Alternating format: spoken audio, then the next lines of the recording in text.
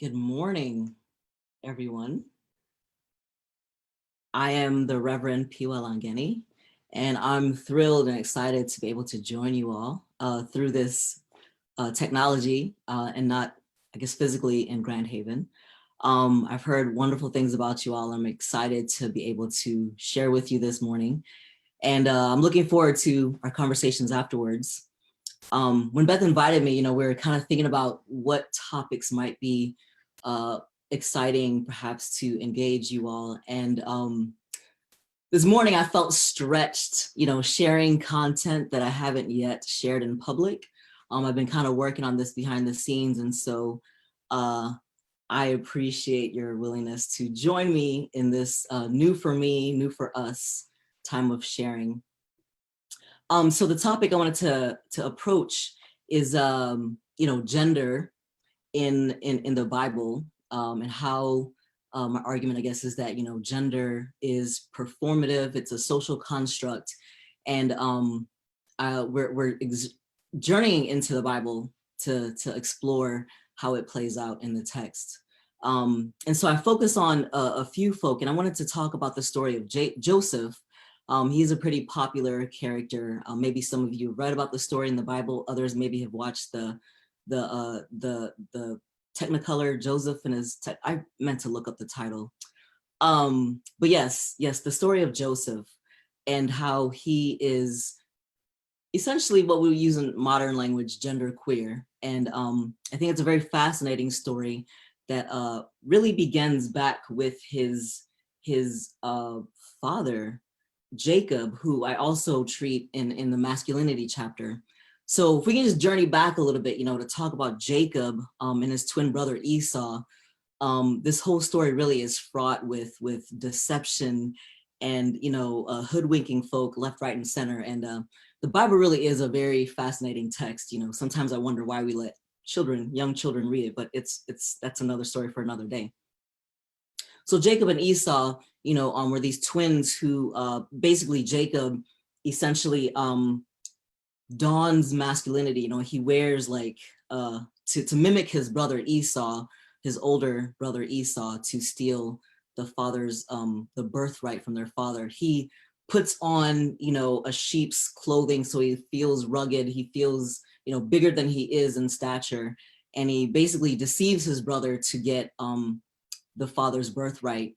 And unsurprisingly, Esau was really upset, and he is ragingly mad that Jacob has to leave. He leaves home and he escapes into a different country.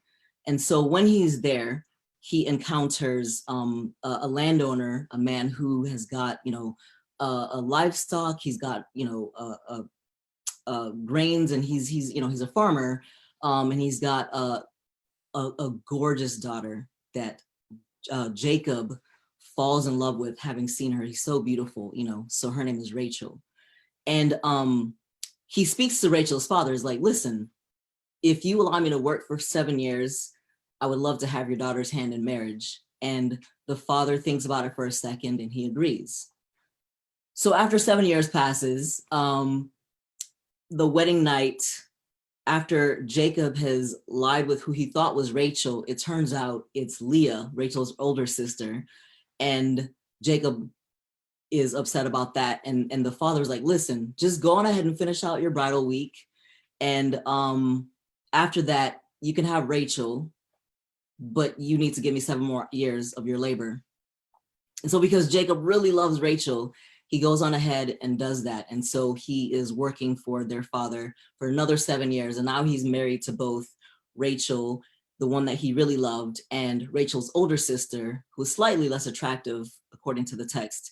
And so they're both now his wives, and he's still continuing to work with their father. And the father also gave each of his daughters a servant woman to kind of attend to the household, right? So there's Leah and her servant, there's Rachel and her servant, and then Jacob, who's married to the two, Leah and Rachel. Now this matters because here we are coming on to the story about Joseph. Leah has a son for Jacob, and because it's the text that it is, they really only recount the sons and not really the daughters. So there are other children in the mix. But so Leah, the older sister that Jacob did not love, has a son for Jacob, and that's like a major event, right? And then Leah has another son, and then another son, and then another son. So she has 4 sons with Jacob. And Rachel, the one that he does love, starts getting jealous, like, hey, I want children with you too. And since I am unable to have your kids, here is my maidservant. And so Jacob has 2 sons with the maidservant. And then Leah is feeling jealous, like, well, I'm not able to have any more kids with you either. Here's my maidservant. And then Jacob has 2 sons with Leah's maidservant. And then just the jealousy and the competition between the sisters continues to the point where Leah's like, look, I think we ought to try this again. And then she has 2 more sons with Jacob. So if you've done the math, that's 4 with Leah, plus another 2 with Rachel's maidservant, another 2 with Leah's maidservant, and then another 2 with Leah. So they have 10, Jacob has 10 children with Leah, Rachel's maidservant, Leah's maidservant. And finally, Rachel's like, look, I'm the only one who doesn't have any sons with this dude, So she begins to pray, and they're getting older in age at this point, as you might imagine. And lo and behold, she finally has a son with Jacob. And he is the 11th son, and he is Joseph. His name is Joseph. And he becomes the favorite, right? Because he's like the first son of the favorite wife of Jacob's. And so the story, they're moving here, there, and everywhere in the story. So some time has passed before Rachel is able to have a second son, Benjamin, with Jacob. And so here are these 12 sons of Jacob. Circumstances have them moving back to Canaan, which is where Jacob's father grew up. And so they're living there for a while, and then we hear the story about, when Joseph is 17, so they're a little bit older now, Joseph's 10 older brothers, Joseph and his 1 younger brother, Benjamin, are out tending flocks. And they didn't really like him. And it's mostly probably because, like, truly, and it says in the text that Joseph was their father's favorite. And so they were kind of plotting, to lie about him to their father.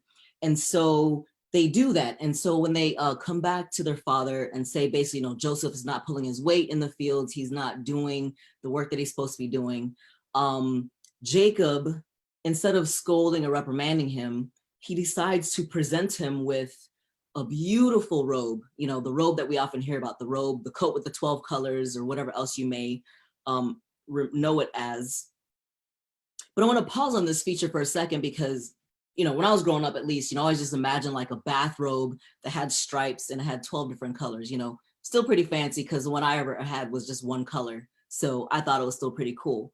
What I didn't realize, though, was that the robe that's being discussed is only ever mentioned 1 other time in the Bible, and that's in 2 Samuel. And it says, it talks about Tamar, I believe it is, as she, is wearing this garment, and it says that she was wearing a long robe with sleeves, for this is how the virgin daughters of the king were clothed.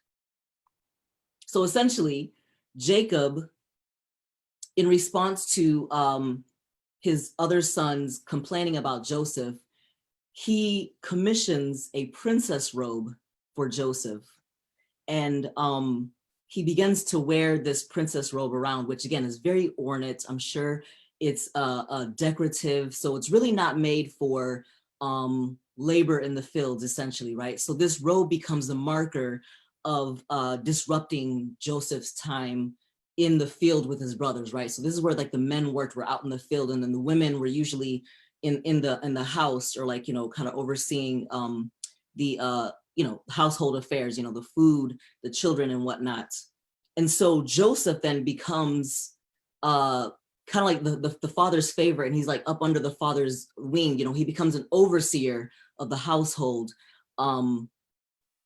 And this is like where the father would periodically send Joseph out to go check on his brothers to make sure they're tending the flocks in the way that he's supposed to. And then he would come back with a report for his father, which is an interesting turn, right? Because when he was out in the fields with his brothers would come back with a report, a lie about Joseph. And so now he was elevated to this position of an overseer to check on his brothers.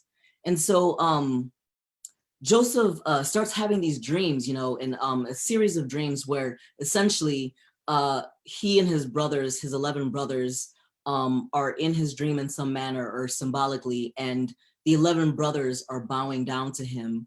And this he shared with them for some reason, and they just keep getting more angry at him. Like, this infuriates and adds to the fuel of their anger against him. And so after this point, as he shared these dreams 3 times with his brothers, the next time his dad sends him out to check up on his brothers in the fields to bring this report, his brothers see him coming, and this time they're so angry after these dreams, after he's really getting, this princess coat of his is really getting to his head, they think. So they start to plot to kill him. And then the oldest brother says, listen, maybe let's not kill him. Let's just get rid of him, so that way he's no longer a problem for us with our father. And so they find an empty pit. They take off his robe, like they strip him naked, and they throw him into this pit. And I want to pause again in this moment, how often, even in current context, how folk who are transgender or genderqueer or gender other in some manner, how that's often a violent feature that happens to our bodies, when people want to perhaps like prove, maybe your biological or, your physical makeup, your body, the way that your body is maybe doesn't match the expression or your identity.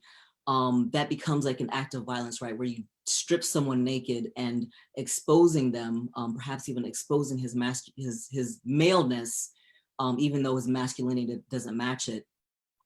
And so as he's at the bottom of this pit, they encounter these merchants traveling on their way to Egypt, and they decide, listen, when Reuben's not looking, they're like, if he won't let us kill him, let's just sell him off to these merchants going to Egypt, and then he definitely will not be on our hands anymore. So they sell him to these merchants, and they take him to Egypt.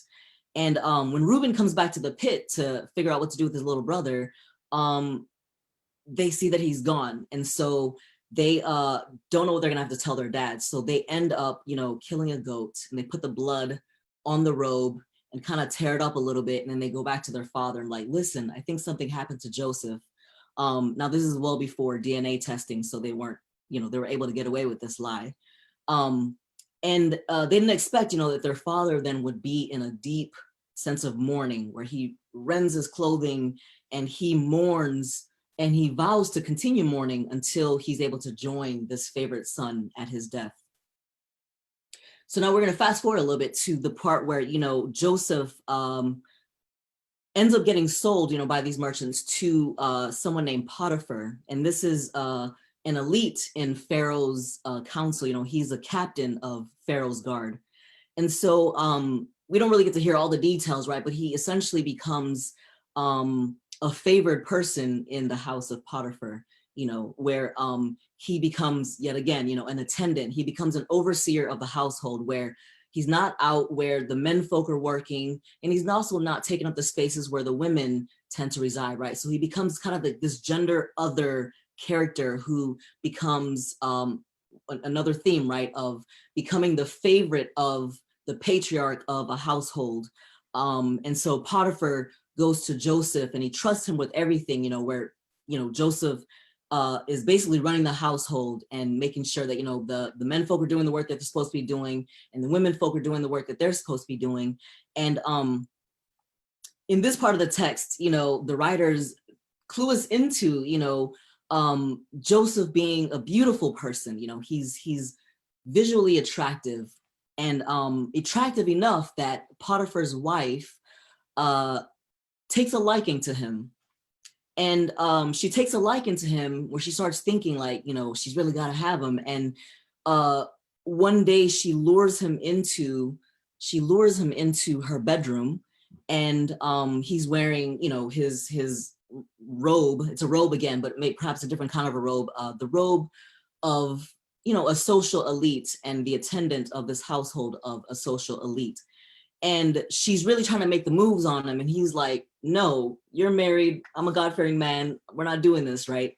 And she doesn't like being told no.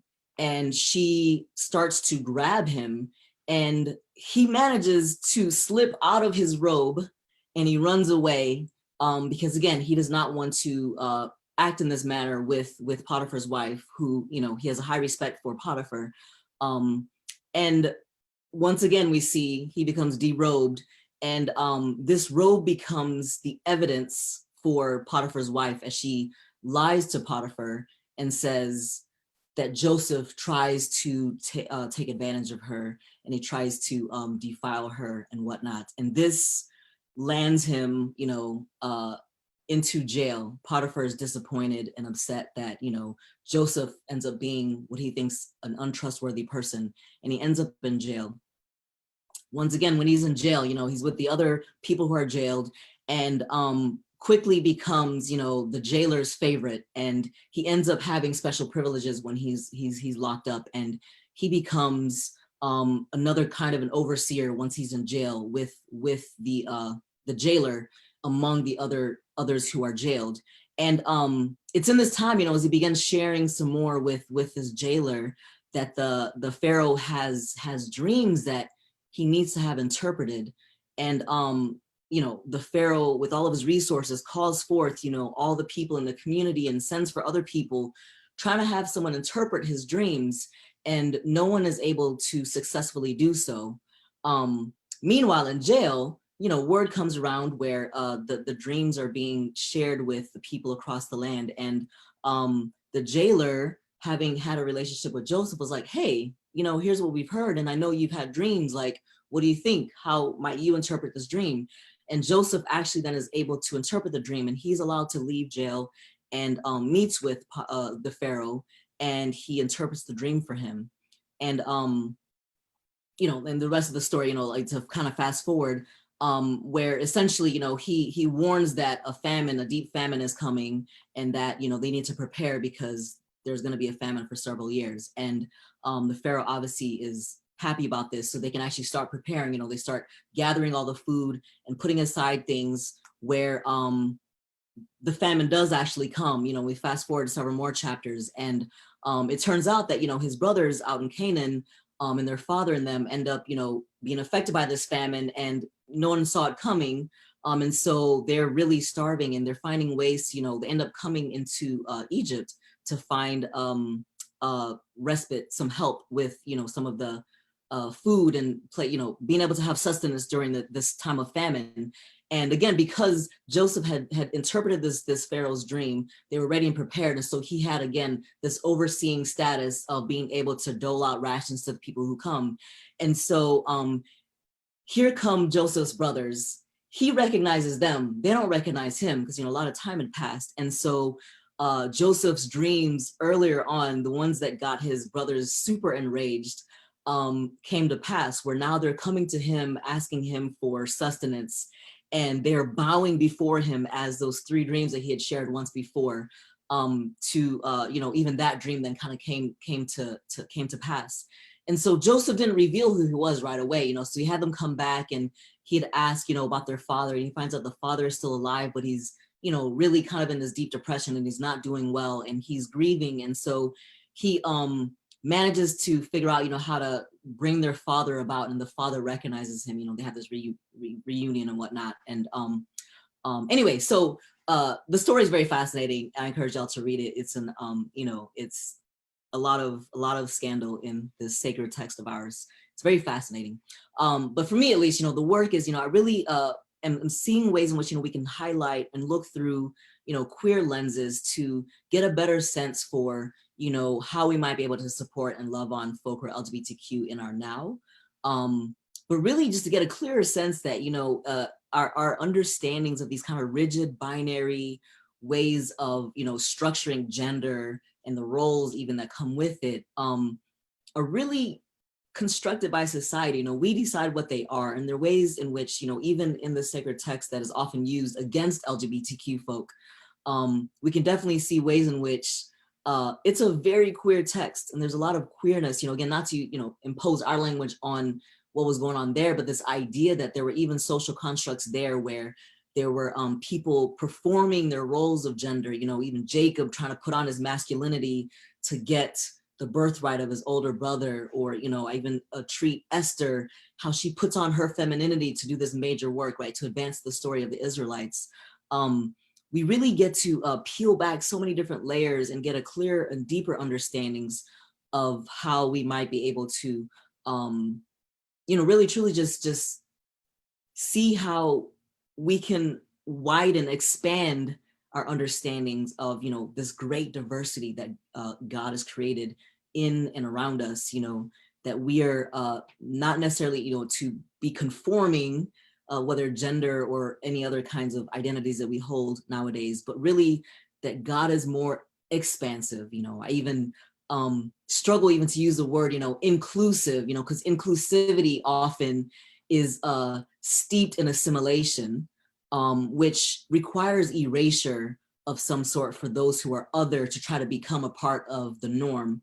But instead to start thinking about, expansiveness, which says, yes, bring all of who you are, your diverse gender expressions and sexualities and different races and nationalities and whatnot, right? Where you can bring all of who you are and coming into a space that is expansive, which leaves room for things that are not necessarily just in like the tiny categories that society has decided is normative or valuable or desirable and whatnot. And it's stories like this Joseph text that really allows me to kind of engage in this understanding of expansivity, and not inclusivity, right? Because inclusive would have been for him to put aside his colorful robe and just go be a boy child like his brothers, and to diminish, these gifts that he had, right? This ability to dream and to see possibilities and to be able to interpret dreams that literally ended up saving the people of Israel, his brothers in Egypt and others, in the vicinity who needed the benefit of these gifts that Joseph had given. And had he been bullied into squashing his identities, it literally would have led to not just his death, but even the death of so many people around us. I think that's a big question for a lot of us too, is, as we're requiring people to stifle who they are, what blessings are we blocking that allowing this person to be their fullest self, allowing this person to be the vast, diverse person that God wants and created them to be, that we are actually doing violence to God's creation, and we're doing violence to the work to which God may have called that person by trying to stifle and to box them into what we think they should be.